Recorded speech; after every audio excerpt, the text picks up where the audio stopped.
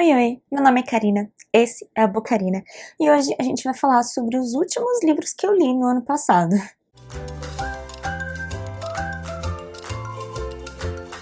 Na verdade, assim, gente, ano passado eu não fiz vídeos de lidos do mês desde setembro. Porque desde setembro que o meu ritmo de leitura caiu bastante. E eu li assim, em setembro eu fiz 3 leituras, em outubro 2, em novembro 1, em dezembro 2. Então foram tão pouquinhas assim, que eu fui deixando, sabe? Falando, no final eu junto tudo, no final eu junto tudo. E aí ficou, então, esse vídeo de agora, que a gente vai conversar um pouquinho sobre essas últimas leituras que eu fiz. E vamos embora!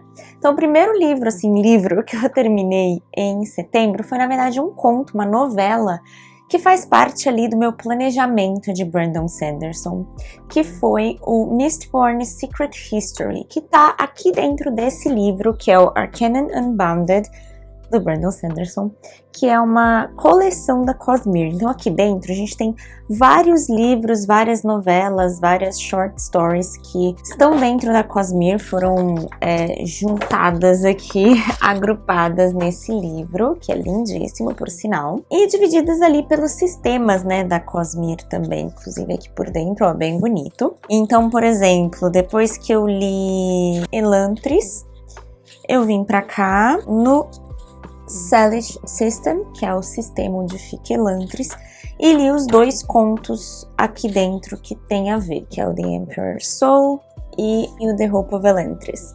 Então, o Secret History é a mesma coisa, né? Então, deixa eu pegar aqui a primeira parte dele, a primeira página, aqui. Mistborn Secret History. Só que assim, gente, esse conto, essa novela de Secret History é muito grande. É tudo isso aqui. Tem, tipo, mais de 100 páginas. É um mini livro mesmo, né? E eu fui fazendo essas leituras todas numa ordem que eu peguei na internet, né? De ler primeiro Elantris, depois você vem e lê esses 2 contos, daí você lê a Primeira Era, daí você vem e lê o Allomancer Jack, daí você vem e lê outra coisa. E aí, antes de ir pra Segunda Era, que finalmente eu poderia vir... Na verdade, não é nem antes de ler a Segunda Era. Eu leria o primeiro, o segundo e o terceiro da Segunda Era, antes de ler o último livro, se eu não me engano, que eu poderia vir e ler o Secret History. E foi o que eu fiz. E durante todo esse tempo, antes de eu chegar nesse conto aqui, eu tava pensando, tudo bem, eu tô seguindo essa ordem, mas por quê? Porque nada tava fazendo muito sentido, as coisas não estavam se ligando muito, então, tipo, eu tava lendo na ordem, mas sem entender por que essa ordem existia. E tudo fez sentido nesse livro. Tanto nesse, quanto no próximo, depois que eu vou falar em dezembro, que é o último da Segunda Era de Mistborn, as coisas finalmente se ligaram. Mas esse aqui, gente, assim, que novela incrível. Todo mundo sabe aqui que acompanha o canal, que me acompanha no Instagram, que eu não gostei tanto da Segunda Era de Mistborn, então eu li os 3 primeiros livros antes de ler isso aqui, e não tá curtindo. E assim, isso aqui com suas 150, 160 páginas, pra mim foi um 5 estrelas favoritado. E foi uma coisa que eu não dei pra nenhum dos livros da Segunda Era, pra vocês verem o nível de... Eu fiquei doida, porque a gente vai ter um personagem da Primeira Era retornando aqui nesse conto, e a gente vai rever algumas coisas que aconteceram na Primeira Era, e é assim, eu chorei, eu gritei, é incrível esse aqui, foi realmente muito bom, e as coisas finalmente se ligaram aqui bastante, coisas que eu tava esperando, sabe, tipo, acontecerem, e tentando entender o porquê que tinha essa tal ordem de leitura do Brandon Sanderson, aqui tudo fez sentido. Depois eu li um e-book que foi o Butcher and Blackbird, da Brian Weaver. É um e-book mais hot, eu dei 3 estrelas e meia pra ele. É um livro que vai falar de 2 personagens que eles meio que caçam serial killers, tem isso, e aí eles acabam se esbarrando quando eles estão meio que caçando o mesmo cara. E aí eles resolvem fazer uma espécie de competição em que todo ano eles se encontram em um determinado ponto de encontro, selecionam um serial killer, e quem chegar primeiro nele ganha, né? Quem matar primeiro ganha. E obviamente vai ter ali um desenvolvimento da história deles, um romance, etc. Então um romance com hot um pouco mais dark. E assim, eu gostei dessa parte dark, né? Dessa parte de eles serem caçadores de serial killers, uma coisa bem diferente. Que eu não gostei muito. uma coisa que geralmente acontece em muitos livros de romance e que me faz não gostar dos livros. Personagem feminina extremamente forte, extremamente poderosa, muito girl power, muito foda, que assim que entra no relacionamento perde todas essas características. Isso aconteceu nesse livro e eu odiei. A personagem se transformou totalmente em outra pessoa, e o personagem masculino também. O personagem masculino, que era um personagem que se mostrava mais fofinho, mais legal, assim, super comédia. Aí os dois entraram num relacionamento, ele se tornou um personagem bruto, frio, e ela se tornou uma personagem chorona, molenga. Tipo, parece que eles inverteram e eu não entendi por que isso aconteceu e não gostei. Tanto que essa série eu acho que é uma trilogia, não pretendo continuar. Depois tem o Nem Te Conto, da Emily Henry, que eu dei 4 estrelas. Esse aqui, gente, desculpa o barulho aí no fundo de bateção e etc. Não para. Simplesmente assim, todos os dias dessas minhas mini férias isso tá acontecendo, inclusive Natal e Ano Novo, então... Mas enfim, esse vai contar a história da Daphne e do Miles. O que acontece? A Daphne tá pra se casar. Então a Daphne tá pra se casar, e aí esse noivo dela, que é o Peter, tem uma melhor amiga, que é a Petra. E enfim, uma semana antes, alguns dias antes deles se casarem realmente, a Daphne já largou o emprego dela, já se mudou para a cidade do Peter, tá construindo uma casa no lugar onde ele queria e tudo mais. Ele simplesmente fala para ela que eles não vão mais se casar porque ele vai se casar com a Petra, que é essa melhor amiga dele. Do nada. Então ela fica em desespero, não sabe o que fazer, e ela acaba indo morar com o Miles, que é o agora ex-namorado da Petra. Essa menina aí que agora vai se casar com o noivo dela, entende? O rolo. Então a gente vai ver uma história assim dos dois tentando se recuperar desses corações partidos, né? Ela do ex-noivo e ele da ex-namorada. Ela estando numa cidade que tudo lembra esse ex-noivo, porque não é a cidade dela. E o Miles sendo um personagem totalmente assim fofo, porque ela tá lá sendo mais forte que ele nessa situação. Ele super chorando, ouvindo músicas tristes, vendo filmes de comédia romântica, ou sei lá. Enfim, tipo, Titanic pra chorar as mágoas é o estilo do Miles. Então, assim, a história foi muito fofinha, muito gostosa. O casal é muito apaixonante. E eu li com os meus amigos, se eu não me engano, no clubinho do livro que a gente tem. Foi o primeiro romance que a gente leu ali junto. E foi uma experiência muito boa, porque todo mundo gostou bastante. Como sempre, dei 4 estrelas porque eu senti que arrastou um pouquinho no final, e algumas atitudes ali da personagem principal não foram muito condizentes com o que ela estava construindo, com o que a autora construiu para aquela personagem, de características, de personalidade. As ações que ela tomou não foram condizentes com o que essa personagem era. Então eu acabei tirando uma estrela, mas eu amei demais esse romance, amei, achei muito fofo o personagem, o casal, muito gostoso. E tem essa vibe também de namoro falso, porque o Peter chama ela pro casamento, que não faz nenhum sentido, né, pô? Mas resolve chamar ela por algum motivo, e aí... talvez por pena ou sei lá, e ela, num ato desesperado de querer mostrar que não tá tão ruim assim depois que ele deixou ela, fala que sim, ela vai pro casamento e ela vai com o Miles. Então meio que já põe uma farpa ali tanto no ex-noivo quanto na ex-namorada pro lado do Miles, né? E ao mesmo tempo o Miles coloca na cabeça dele ali que ele vai ajudar a Daphne a se sentir em casa nesse lugar que ela tá, que é a Waning Bay ou alguma coisa assim, Waning Bay, o nome do lugar, enfim. Esse lugar que ela se mudou e que se mudou por conta desse cara, e que ela não se sente em casa, não se sente bem-vinda, não conhece nada por lá, ele torna a missão dele levar ela em um lugar novo todo fim de semana, eu acho que todo fim de semana, para com que ela se sinta em casa e goste daquele lugar o tanto quanto ele gosta, a pessoa que cresceu ali, né? O que ela não conta é que ela está tentando sair dali, arranjar outro emprego e sair o mais rápido possível, porque ela não quer mais ficar ali, né? Enfim. Ótima leitura, com certeza entra ali no hall de favoritos da Emily Henry, apesar de não ter sido 5 estrelas favoritado, é um dos que eu mais gostei com toda certeza. Depois eu li em e-book, em setembro, aí já vamos para outubro, eu li O Paciente, do Jasper Dewitt, que eu dei 4 estrelas, eu fiz uma resenha dele lá no Instagram também, eu li com a Carol do Book das Meninas, e é um livro mais de terrorzinho, assim, que vai falar de um cara que foi enviado para um hospital psiquiátrico, ele é médico, né? Enfim. E lá nesse hospital tem um paciente que basicamente não é mais tratado. Ele tá lá, sei lá, 20 anos e ninguém trata o cara, ele só tá lá, sabe? Ele vai ficar lá a vida inteira dele e ninguém tá tentando mais tratar esse cara, porque todo mundo que entra em contato com ele, que tenta tratar ele, acaba tendo algum problema, ou comete suicídio, ou foge do hospital, enfim. Tem alguma coisa errada com essa pessoa, sabe? E obviamente nosso personagem principal resolve que ele vai ser o cara que vai dar um jeito nele. E a gente tá vendo toda a história por meio de cartas, né? Por meio de não é carta, é posts num blog que o cara tá fazendo ali pra contar a história dele, tipo um Reddit, sabe? É um livro bem curtinho, é bem interessante e eu curti a história mesmo. É um suspense ali psicológico muito interessante, porque o tempo todo você fica se perguntando o que tá acontecendo, o que é verdade, o que não é.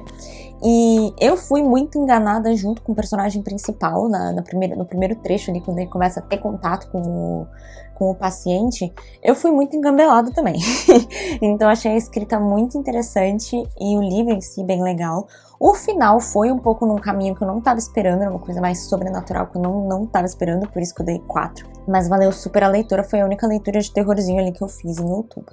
E depois eu li também em e-book o Daydream da Hannah Grace, que segue ali os livros de Icebreaker. E é o livro do Henry, que é um dos personagens que eu mais gosto ali dessa série, né? O personagem mais fofinho. Dei 4 estrelas de 5 porque, assim como em todos os outros livros da Hannah Grace, ela estendeu demais o livro e ficou chato. Então no final do livro já tava o meme acaba, pelo amor de Deus, porque tava muito arrastado, não tinha necessidade, sabe? Mas de resto, gostei muito do livro. A gente tem uma personagem acima do peso, uma personagem que é viciada em livros, uma personagem, principalmente a temática dela é ser uma pessoa que faz tudo pra todo mundo. Ela segura as pontas da família inteira, ela resolve tudo pra família inteira, ela resolve tudo pra todos os amigos e principalmente ela fazia tudo pelo namorado. Um namorado que era um amigo de infância, que tinha a ver também com a família, que queria que eles ficassem juntos e eles ficaram, mas ela nunca quis dar aquele passo a mais de perder a virgindade com ele, de fazer nada, né? E por conta disso, em algum momento, ele decide terminar o namoro, então, com ela. E eu acho que é ele ou ela decide. Enfim, os dois mutuamente, talvez. E ela pede que ele não conte pra família, então nenhum dos dois, né, conte pra família, porque ela sabe que ao fazer isso a família vai implorar pra que eles voltem, porque, enfim, querem que eles fiquem juntos, e ela, sendo a pessoa que tá sempre resolvendo tudo pra todo mundo, deixando todo mundo feliz, vai acabar cedendo ou vai ser um grande peso na vida dela. Então ela pede que ele mantenha segredo, pelo menos até após o Natal, e que ela iria dar um jeito de não passar o Natal em família pra evitar essas discussões.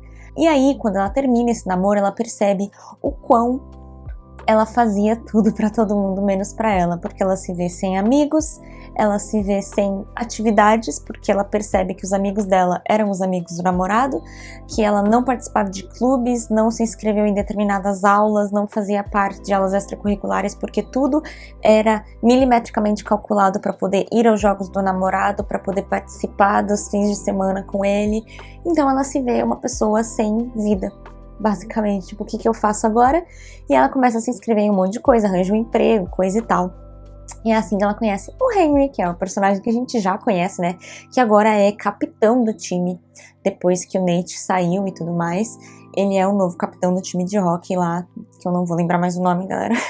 Mas ele é o capitão e ele tá se vendo inundado por essa responsabilidade que ele não queria.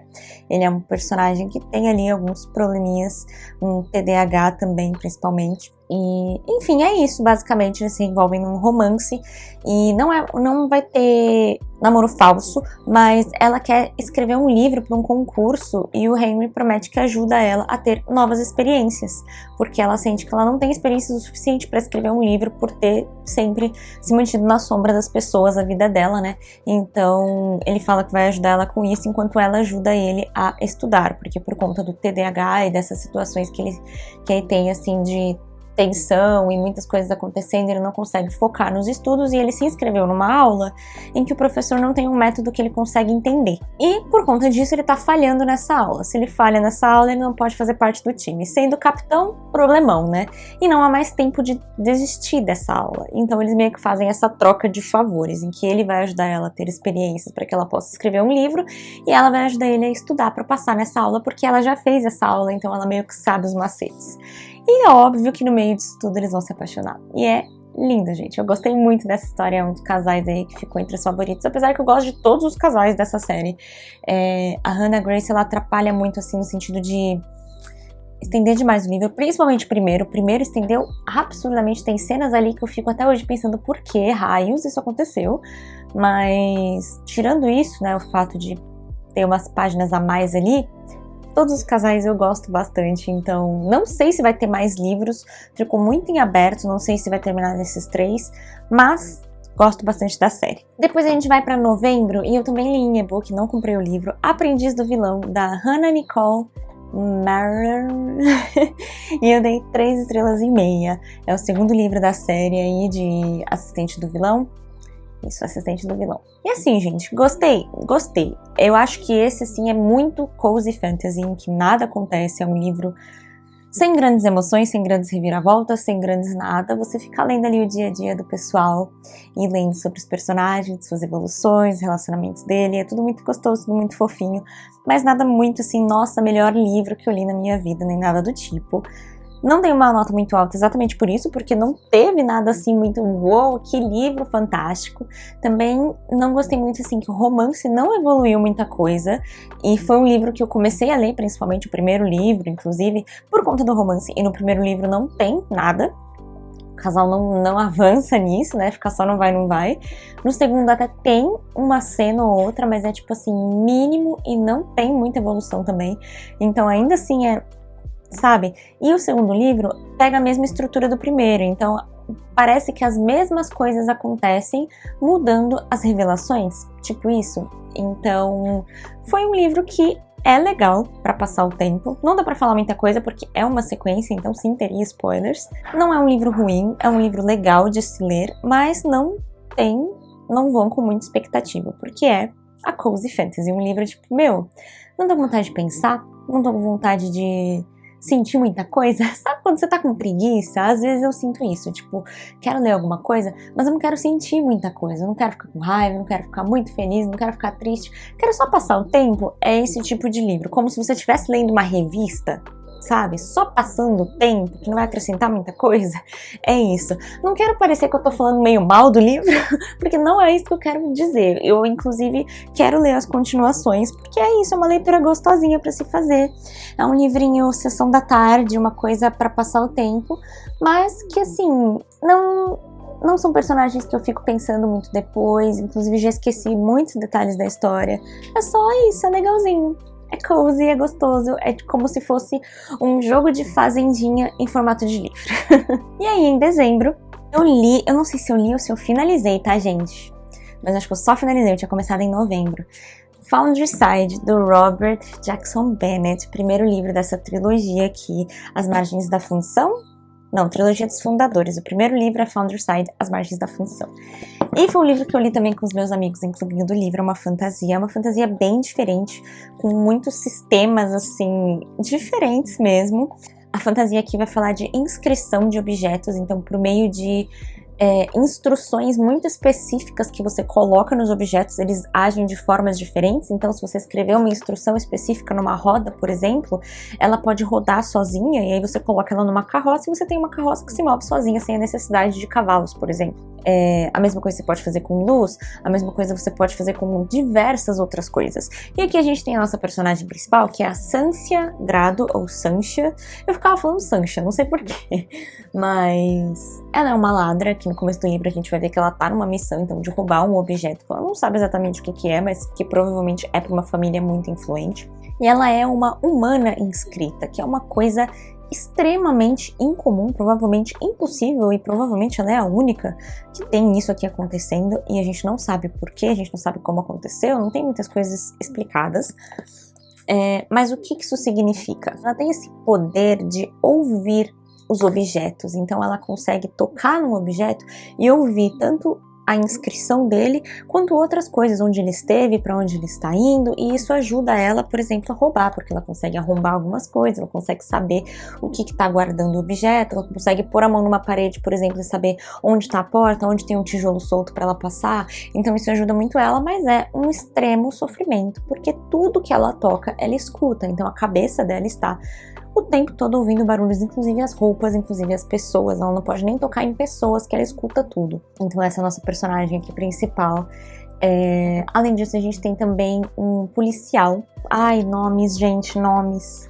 Gregor Dandolo, que ele faz parte de uma das grandes casas, porque aqui a gente tem então essas grandes casas. O que isso significa?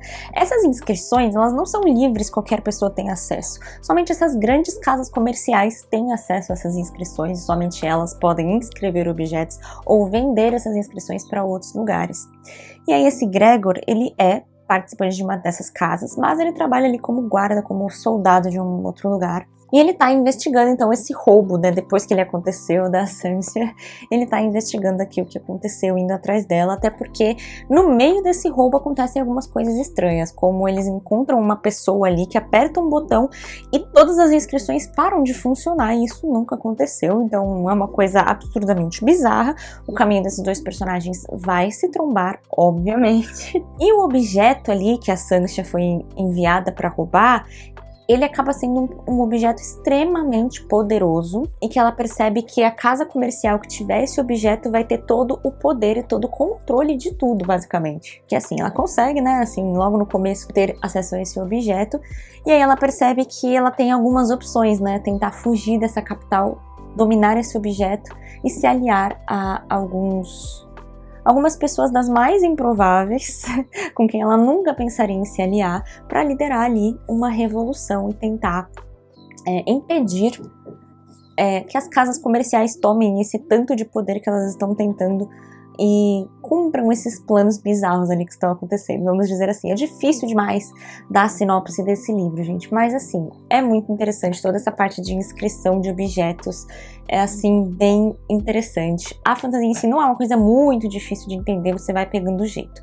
Por que eu não dei 5 estrelas? Dei 4 estrelas e meia, né?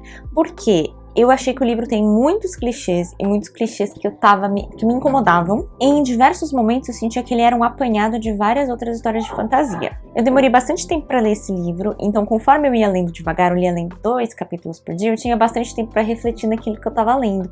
Então eu li aqueles 2 capítulos e às vezes eu parava e falava, putz, eu já li isso antes. Eu li isso em Corte de Espinhos e Rosas, eu li isso em Trono de Vidro, eu li isso em Harry Potter, eu li isso em Quinta Estação. Então assim, eu fui pegando um apanhado de outras fantasias e vendo algumas coisas, fora os clichês de personagem principal e momentos assim que eu ficava tipo, sabe? Que não é culpa do livro, é culpa de não ter lido muitas fantasias. E é uma coisa que pode acontecer e é normal de acontecer. Quanto mais livros daquele gênero você lê, mais os clichês vão ficando clichês. E são totalmente coisas do momento, tá, gente? Não é uma coisa que eu consigo pontuar aqui pra vocês e falar, olha, foi isso aqui que eu não gostei. Mas no momento, às vezes, eu tava lendo e eu tava super envolvida naquele momento e, sei lá, a personagem principal lançava literalmente uma frase de efeito que eu ficava tipo, putz, mano, sério? Que necessidade? E quebrava o momento pra mim por ter aquela frase de efeito.